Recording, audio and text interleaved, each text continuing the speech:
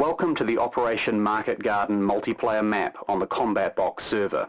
This is the first in what will hopefully be a series of videos explaining the mechanics of different missions on the Combat Box server. It's September 1944. Field Marshal Bernard Montgomery has launched a high-risk operation to seize the Netherlands, creating a bridgehead across the Rhine for an invasion of Germany. The first part of Operation Market Garden has been successful. Paratroopers of the 1st Airborne landed unopposed a few days earlier. They've captured the cities of Arnhem, Nijmegen and Veghel, plus an important bridge between Eindhoven and Lamel. But now the 1st Airborne has run into stiff resistance. They're surrounded deep behind enemy lines and in need of resupply. The Allied Air Force have two key missions. First, they must escort waves of C-47 transports which will airdrop supplies to their paratroopers. The Allies must defend these transports by destroying FLAK emplacements and intercepting enemy fighters. Second, the Allies must prevent the Luftwaffe from attacking their paratroopers from the air.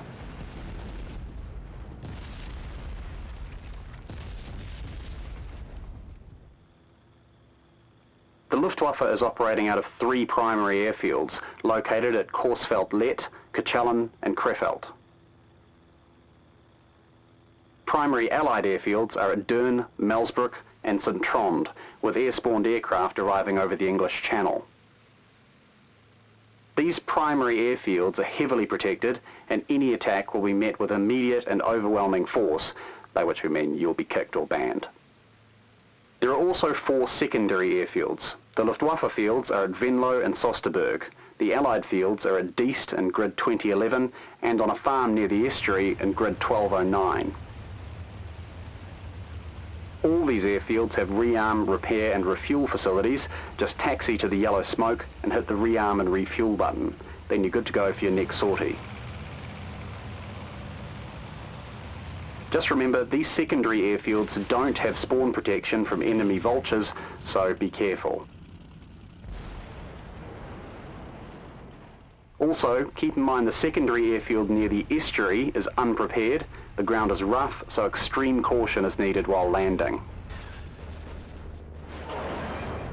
The Allies have access to the following aircraft. No 150-octane fuel is available.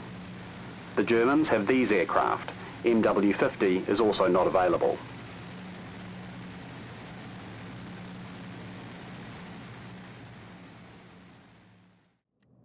The first task of the Allied Air Force is FLAK suppression.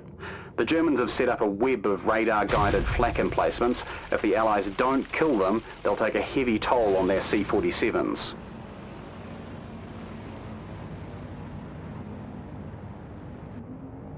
Intelligence suggests the emplacements are spread across these three zones.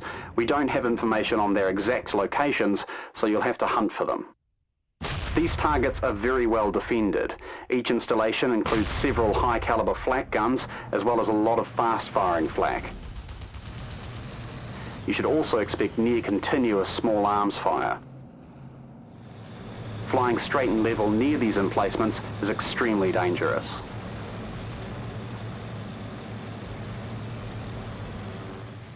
You'll need to work as a team. Get your wingmen to draw fire while you kill the gun shooting at them.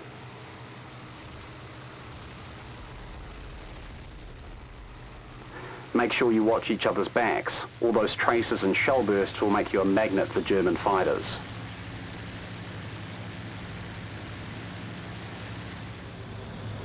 Remember, it's not enough to just kill the guns. You also need to destroy supply dumps and support infrastructure.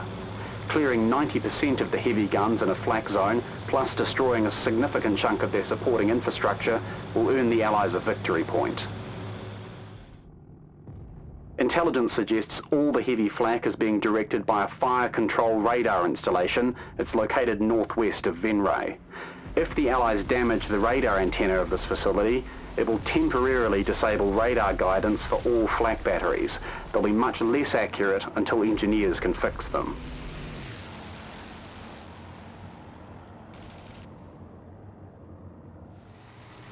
The more support infrastructure you destroy at the radar fire control facility, the longer it will take the engineers to repair the antenna. To take out radar guidance permanently, you'll need to wipe out the whole facility. Destroying this target will earn a victory point for the Allies.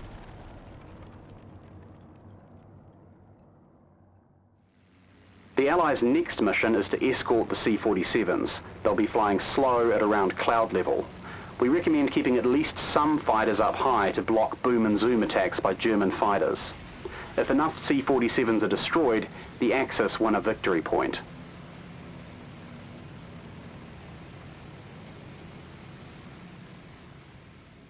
If enough C-47s make it through to resupply the paratroopers, the Allies win a victory point. Meanwhile, Luftwaffe ground attackers are launching assaults on Allied paratroopers. Each area cleared is worth a victory point to the Germans. The Allies need to establish air superiority and prevent the Luftwaffe from hitting their troops at all costs.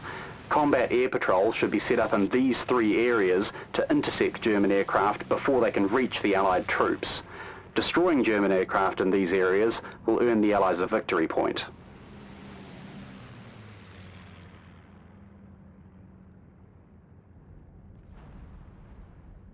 Operation Market Garden has extensive integration with the IL-2 Simple Radio System, SRS. Instructions on how to download and use SRS are linked in the description, and we'll have a future video briefing explaining all the details of how that works. In short, you can communicate with Command on Channel 1 and with Air Traffic Control on Channel 2. You should start every mission by requesting a call sign. Then keep Command updated on your grid position so you can be vectored to the most important target. The mission will run for 3 hours. The first side to 5 victory points will win the map. To review, the Allies can win victory points by destroying FLAK sectors, destroying the fire radar control facility, destroying German aircraft in the patrol zones, and successfully completing C-47 supply runs. The Luftwaffe can win victory points by eliminating Allied ground forces and destroying C-47s. Good luck, pilots. Briefing complete. You're dismissed.